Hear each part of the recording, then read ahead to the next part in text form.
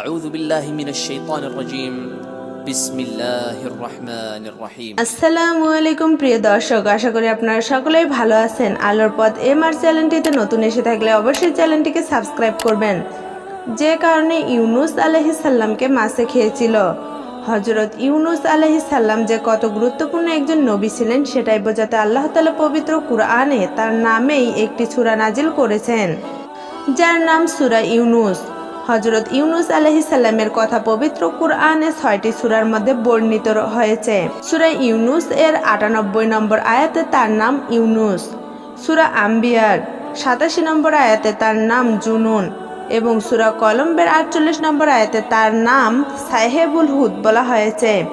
নুন ও হুদ উভয়ের অর্থ মাছ, জুনুন ও সাহেবুল হুদ অর্থ মাছওয়ালা। আমরা সবাই জানি ইউনুস নবীকে একটি ঘটনার জন্য আল্লাহ তাআলা শাস্তি দিয়েছিলেন এবং মাছের পেটে অনেক দিন থাকতে হয়েছিল। চলুন তবে জেনে নেওয়া যাক সে সম্পর্কে।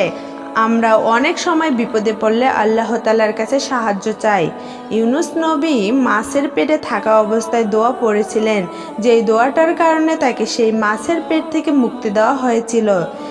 তিনি যদি এই দোয়াটি না পড়তেন তাহলে তাকে কিয়ামত পর্যন্ত সেই মাছের পেটেই থাকতে হতো। সেই দোয়াটি পড়ার মাধ্যমে আমরাও বিপদ থেকে বাঁচতে পারি। হযরত ইউনুস আলাইহিস সালাম আল্লাহর সম্মানিত একজন নবী ছিলেন। আল্লাহ তাআলা তাকে আশুরিয়াবাসীদের হেদায়েতের জন্য ইরাকে যেতে নির্দেশ দেন। সেই হিসাবে তিনি ইরাকে গিয়ে আশুরিয়াবাসীদের আল্লাহর পথে আনার চেষ্টার সংগ্রামে লিপ্ত হন। বর্তমান ইরাকের মুসলিম নগরীর নিকটবর্তী নিনাওয়া জনপদের অধিবাসীদের হিদায়াতের জন্য ইউনুস আলাইহিস সালাম এর আবির্ভাব হয়েছিল। তিনি তাদের তাওহীদের দাওয়াত দেন এবং ঈমান ও সৎকর্মের প্রতি আহ্বান জানান, তবে তারা তার প্রতি অবাধ্যতা প্রদর্শন করে।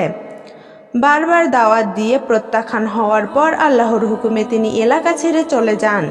ইতিমধ্যে তার কর্মের উপর আযাব নাজিল হওয়ার পূর্বাভাস দেখা দিল। জনপদ ছেড়ে দেওয়ার আগে তিনি বলে গিয়েছিলেন 3 দিন পর সেখানে গজব নাজিল হতে পারে। তারা ভাবল নবী কখনো মিথ্যা বলে না, ফলে ইউনুসের কম ভীত স্বতন্ত্র হয়েও তওবা করল। হযরত ইউনুস আলাইহিস সালাম একমাত্র কম যারা আযাব আসার পূর্বাভাস দেখে খুব দ্রুত ক্ষমা চেয়ে নিয়েছিলেন। তবে আরও অন্যান্য নবীর উম্মতেরা এটা করেননি, ফলে তাদের কঠিন আযাবের সম্মুখীন হতে হয়েছে। আল্লাহ তাআলা এটাকেই পবিত্র কুরআনের বলেন, অতএব কোনো জনপদ কেন এমন হলো না যে তারা এমন সময় ঈমান নিয়ে আসতো, যখন ঈমান আনলো তাদের উপকারে আসতো, কেবল ইউনুসের কম ব্যতীত। যখন তারা ঈমান আনলো তখন আমরা তাদের উপর থেকে পার্থিব জীবনের অপমানজনক আযাব তুলে নিলাম এবং তাদেরকে নির্ধারিত সময় পর্যন্ত জীবন উপভোগ করার অবকাশ দিলাম। অত্র এই আয়াতটিতে ইউনুসের কওমের প্রশংসা করা হয়েছে।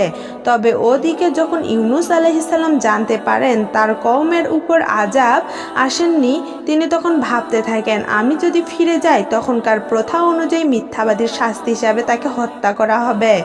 নিজের জনপদে ফিরে না গিয়ে অন্যত্র হিজরতের উদ্দেশ্যে বেরিয়ে পড়লেন। এই সময় আল্লাহর হুকুমের অপেক্ষা করাটাই যুক্তিযুক্ত ছিল, তবে তিনি তা করেননি। আল্লাহ তাআলা পবিত্র কুরআনে বলেন, আর ইউনুস ছিল পয়গম্বরদের একজন। যখন সে পালিয়ে যাত্রী বোঝাই নৌকায় গিয়ে পৌঁছালো, অর্থাৎ তিনি আল্লাহ তাআলার হুকুম না মেনে অন্যত্র হিজরত করলেন, পথের মধ্যে সমুদ্র পড়ল। তা পাড়ি দেওয়ার জন্য একটি জাহাজে উঠেন। জাহাজটি মাঝ সমুদ্রে ঘূর্ণিঝড়ে পড়ে।